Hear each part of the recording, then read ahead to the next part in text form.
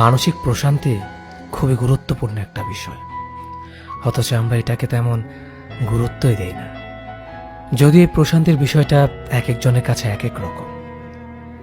কেউ হয়তো সবকিছু গোছানো রাখতে পছন্দ করে, কেউ এলোমেলো থাকতেই ভালোবাসে, অথচ অধিকাংশ মানুষের জীবনেই প্রশান্তির ব্যাপারটা নেই। যে কাজটা করতে ভালো লাগে, পছন্দ করি, সেটা করার আগেও 10 বার ভাবতে হয় এটা নিয়ে কে কি ভাববে, কে কি বলবে। যেখানে উচিত ছিল যেটা করতে ভালো লাগে সেটাই করা। অন্যের ভাবনার চেয়ে নিজেকে ভালো রাখাটাই মুখ্য বিষয় হওয়া উচিত ছিল।